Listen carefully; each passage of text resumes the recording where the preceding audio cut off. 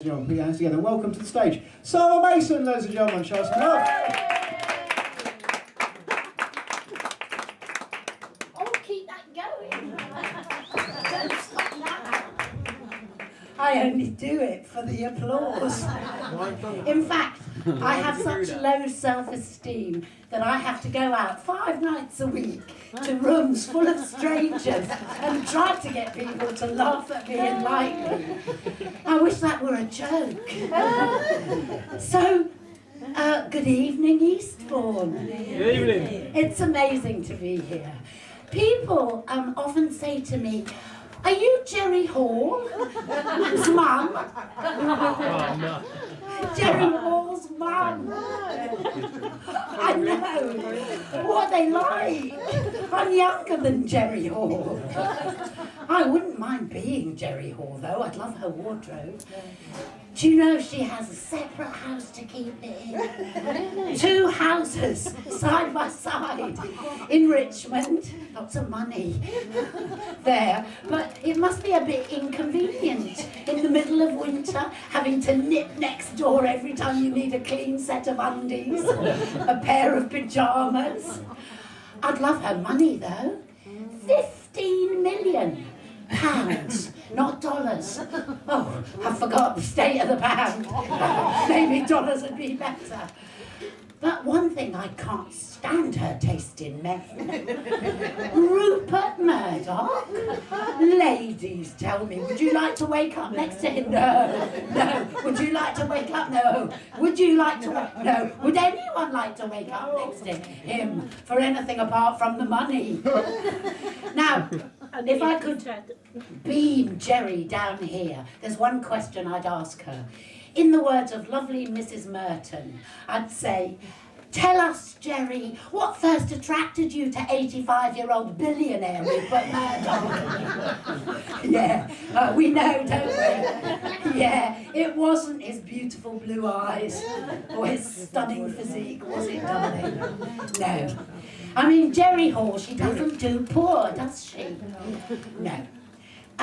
Give me a cheer now if you are or have ever been poor. Hooray! Well, Jerry Hall would never fuck you. But look around you. Look around, there's plenty of others who would. Yeah. I never go out with rich men. I think I'm afraid that if I go out with them, I have been out with 1 or 2, but I soon got tired of them because I have this feeling that they'd want to own me and they'd want me to belong to them. Whereas I would like my man to belong to me. I would like him to do what I say. Am I right, ladies? That's right, isn't it? Gentlemen, how many of you have got that? Ah, yes, it is where you're going wrong, totally. Yes, gentlemen, how many of you gentlemen have got that? She likes to make the decisions. Did you know that? Yeah, you knew it. Smart man, you'll be happy. You'll have a nice cooked dinner. You'll have someone to comfort your bed. You will, as long as you let her decide what colour the car is. If she wants it pink, tough. If she wants whatever it is, a special new shower, you have to go with it. Am I right? Am I right, darling?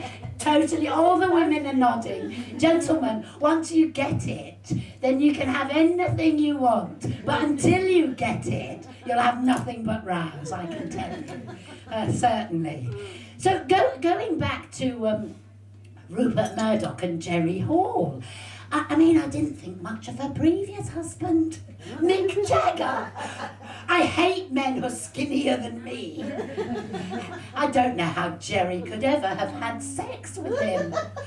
Imagine having to suck off a man who can't get no satisfaction. You'd get cramp in your cheek. Or repetitive strain injury in your tongue. Does anybody here remember the urban legend about Mick Jagger and Marianne Faithfull? Yes? What was it? You don't know, or you do know, you don't want to say? She doesn't want to say? Does anyone remember it? No one's old enough? Sorry? The Mars bar. Yes, the Mars bar. It wasn't a Snickers. No. It was a Mars bar. So apparently he put the Mars bar up her place, you know, and then he used to lick or chew it out. I know, that is so disgusting, I know, but you know, Jerry was far too classy for that. She insisted on a box of black magic. And Mick, he was stoned, so he forgot. But she was having none of that, so she sent him out in the middle of the night to the all-night petrol station. And he got all confused, you know, he was on heroin.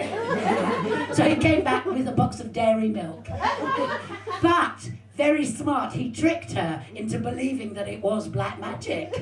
And that's where he got the inspiration for his song, Paint It Black. So I'm divorced.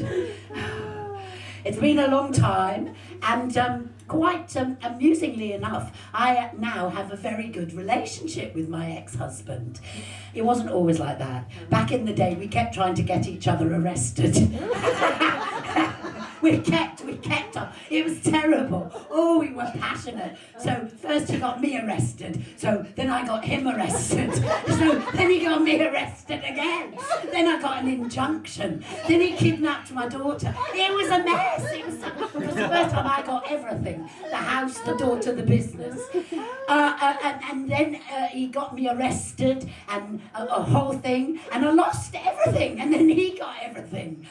Oh, the palavers that we had, you know, and it's good that we can laugh now, and actually we're very close, which is odd. But so recently at Christmas, my daughter, who's 21, she was stopping with me, and he was very excited because he's dated this woman that he met on the internet, but they've not been able to do the deed. And so he thought he was going to get a bit of rumpy-pumpy. And the next morning he rang me up. He said, can I tell you something? I said, yeah, come on. He goes, well, I was finally having sex with Tracy, and I noticed her face looked rather swollen. So I said to her, are you all right? And she said she wasn't feeling very well, so I gave her an antihistamine because she was having an allergy attack, and she collapsed on the floor. He said, I rang the paramedics. He said, I was sitting there stark naked with nothing but a condom, talking to the paramedics and waiting for the ambulance. You know, and so they took her away after giving her, and she spent the night in hospital. And it turned out she was allergic to the condom. So that was very bad luck.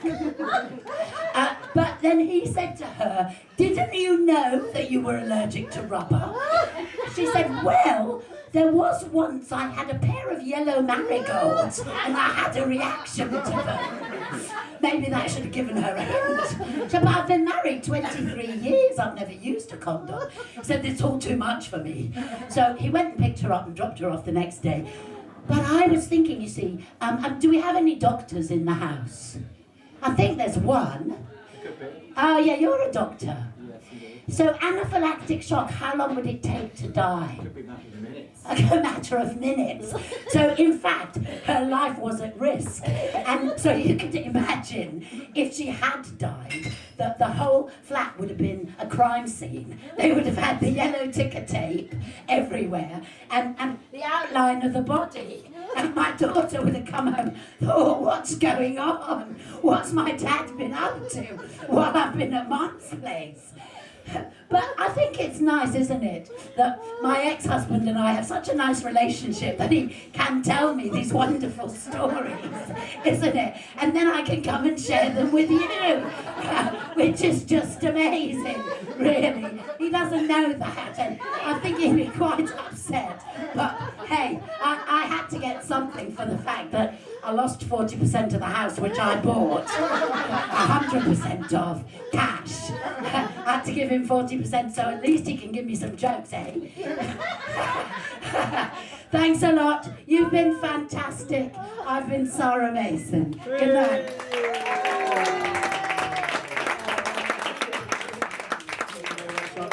Sara Mason, ladies and gentlemen.